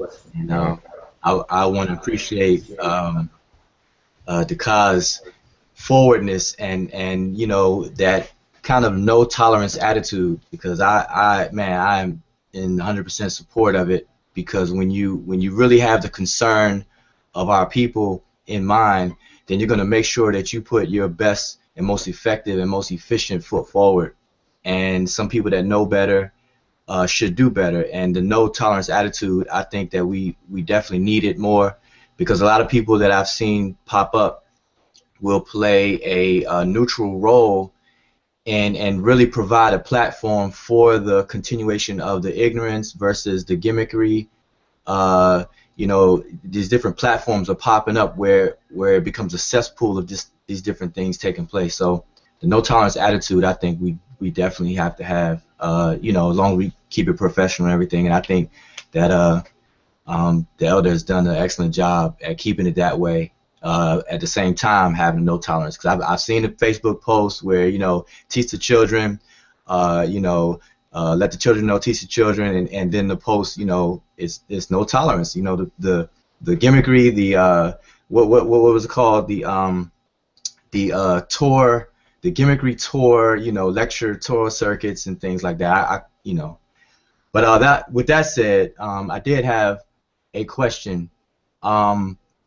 With today's people, you know, everybody's kind of thirsty for something different. People are tired of the same old. But at the same time, we're basically inundated with this I call it a microwave generation, where everything has to be fast. Everything, you know, we go to fast food restaurants, we go to the drive-through, we go to the grocery store and pick out food at the, you know, that we can stick in the microwave. So everything has to be fast. You know, I want it right away. So my question is, how do we deal with that, but at the same time knowing that this proper methodology and research methods is almost anti that, because we have to slow it down, we have to take our time, we have to actually put in work, put in time, like you said, instead of starting off asking people for money to get a college, to get a school, we have to acquire the material and then teach the teachers that's going to teach the material and have an organized structure and stuff, so on and so forth. But a lot of people, one, they don't know that process, and then two, it's a dying thirst, but it's for the quick fix. You know, it's for the Wikipedia, for the Google, for the you know, where can I find it real fast, real quick. So, you know, I guess my question, if it's a question, how do we deal with that? How do we balance that out, and how do we get that point across? Thank you, Waju. I do appreciate you too. I appreciate your summary on that, especially the part that speaks to cutting to the chase when people are not righteous. We have to be very clear that children are looking, and we can't have them confused about what they see, what is done. Not what someone said, but what someone did. Having said that, I think we have to be everywhere. I do. I think our presence has to be everywhere. That's why I'm really appreciating you all in putting this on, because we usually don't go on Facebook, go on these places. We don't Google. We don't do that because we're so focused getting these books and this other material in place. But having said that, we have to be everywhere. We have to team up with the special skills that you all have and others have. If you are morally sound, if you have gotten rid of your slave holdovers, and you have integrity, we will work with you. You know, we will be right by your side. We're not going to be in arguments with people over Islam. We're not going to be in arguments with people over Judaism or Christianity. We don't want that in our discussions, because that's the enslavers stuff. And you see, and when you got people sitting up in your meetings with that kind of stuff, it's not going to go very far. It's not going to go far at all, because they are using you on the side, because they pay their dues to the church. They pay their dues to the mosque and to the synagogue. But with you, you're on the side. And so I'm working with people who don't put us on the side, that put us first. And we've done that for literally 20 to 25 years when we saw how messing around would not get us anywhere. So I will argue that we have to team up. Whoever has a team somewhere that's on our side, on our people's side, we have to see what we can do to assist them and see what they can do to assist us and how we can work together. Those teamwork practices have to be built upon each other, and trust will be developed as a result of what we do. And so we have to be everywhere. That's my point. I would argue that we would probably lessen our places when we hang around these mystics. We need to lessen being around them. And we need to lessen being around folk who are, drugs and, who have vices going on. We can't be up in there because you get hurt, in the middle of that, and you won't get your work done. But in places that we can do our work as teams and represent each other well, we should be. And so, to answer your question, I'm concerned about the need to formally establish joint ventures with other groups, other teams that have cleaned themselves up. That's where we will make our hay. We will make our contributions when we are assisting each other when we're on the same side. What has happened in the past is we tried to fund and help other people who really were still on the other people's teams, other the whites or the Arabs or these Jews. We can't do that. We can't assist them in confusing or converting our people to alien ideologies. We can't assist them. And so in the final analysis, if we work together, find a way to formalize our relationships, at least at the confederal level, because federations in life take time, but at the confederal level, we'll be able to get some work done. There's a DNA that's developing around the people we meet, and 4 things are in it. One thing is integrity. One thing is work. One thing is science at base. And one thing is teamwork. That's the type of DNA that we're developing with the people we meet. And we're holding firm to that. If we have morality in place and ethics, or should I say integrity, we're in a good place. If we have teamwork, people sharing what they have to share to move forward, we're in a good place. If we have people working more so than they're talking, we're in a good place. And we start respecting this quality work that's being done across the board, we're doing good work. And so in the final analysis, those areas, that DNA, if that's in the different groupings or teams that need to come together in some way, we'll get this work done. So my answer was we've got to be everywhere, but precisely in the places that we can get our work done. And I'd like to add just very quickly that what Dakar summed up is really the importance of focusing on developing those core groups of folks with people who are like-minded, like-hearted, and moving in a similar direction. And as he was talking, I was thinking about, then how about others? I think one is to kind of challenge ourselves to not be in this mode of trying to convince people of things who are going in different directions. So I'll just say that first. But then the second piece is really putting ourselves in positions where we're planting seeds wherever we go, planting seeds for deeper thinking. Young folks, younger generation, children, teenagers, there's such a raw truth that is part of their experience and who they are. And I think that to the extent that we're in the lives of young people, continue to plant seeds about what is, how to understand reality, how they're understanding it, and then fitting it within this broader historical process. Clarifying and contextualizing some of the conclusions that they're drawing on their own, and then planting the seed, or keeping that door open for folks to continue to come back and ask more questions, open that door a little bit wider, and then consider how we can create learning opportunities with folks in a variety of settings. So, and these are folks who or conditions, situations, settings that can be, in a variety of places and spaces that may not necessarily be called 101 of African history, but, it could be, let's create a vision board about what kind of world we want and what will be in that. And then, have that be an activity where folks can cut out pictures from magazines.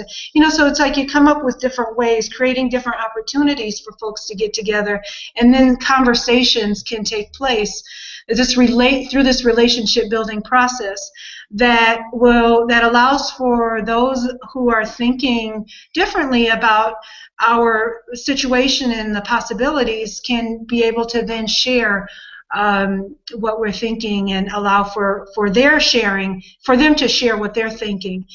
So I think it's really kind of what I would add to that is again, where can we plant seeds and then open doors for further conversation and building, and then creating learning opportunities. However, on the low intensity side, or where we have study teams of teenagers who are working on solving a particular problem that may be on something as basic as how do we get folks out of using this abandoned house on the block to and then coming up with the solution for that. What do we do with it? And then the problems can evolve and can take different forms as their understanding and analysis both deepens and sharpens. So I would add that.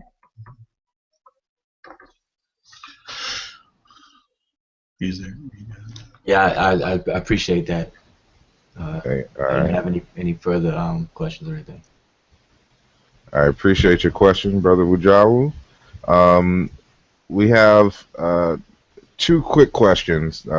These were sent via email to me. One from Brother Oba in terms of future publishings. Do y'all have any books on Orisha and the IFA system? Anyone can answer that, yes or no? No, we don't. Okay.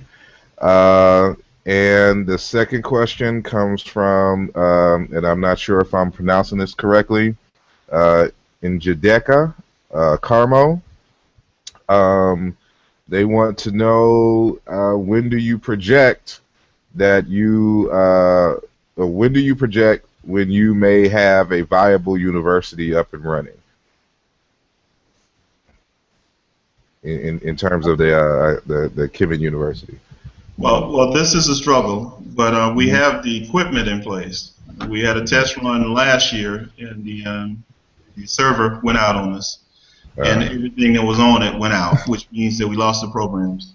We got the files back, but we didn't get the programs back. So we've been working to rebuild it. We got new equipment. Some people helped us who found out about our situation. They helped us, but it was mostly internal work to get us at this point.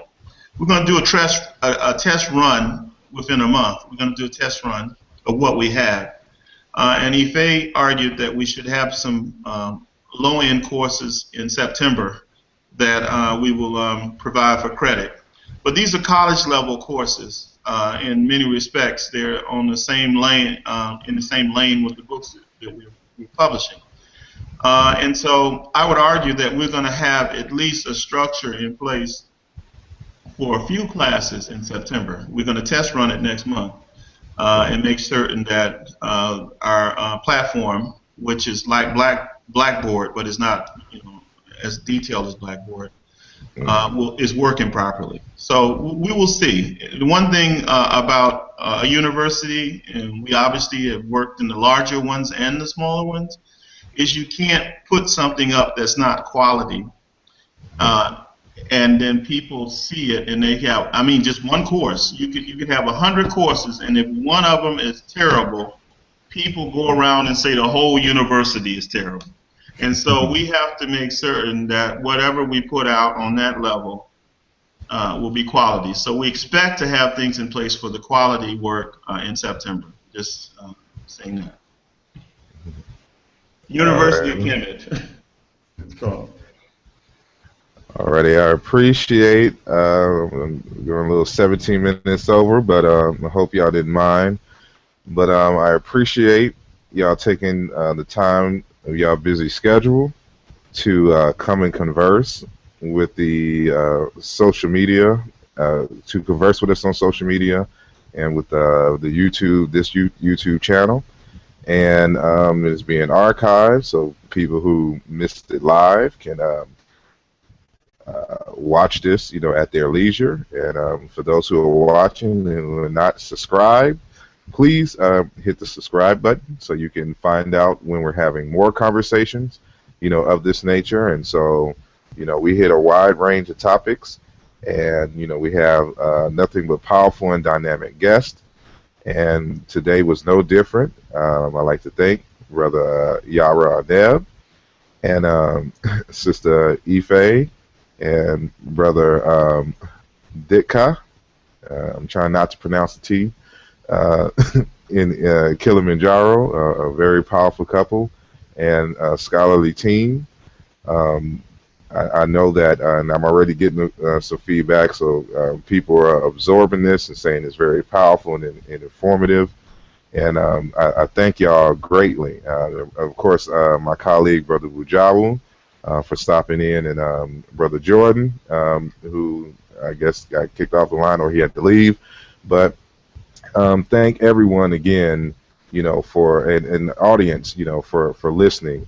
And so I definitely will be purchasing a number of your works, and any way that I can help, in my area of expertise, I'm always down and willing. And so with that said, if y'all have any last parting words, I'll let y'all have it, and then we'll close. You're done. I want to speak to it. Yeah, we want to get all your books too. So you send me just email me a list of all of them, and I'll get them going next week. Okay. All righty. Appreciate it. All right. Well, if that's it, I say hotep to everyone. Peace and blessings. Everyone be safe if you're not, or if you're at home or you're on your way home. And we'll see you next time. All right, peace. Hotep, brother. Hotep, peace. Appreciate you, man. All right.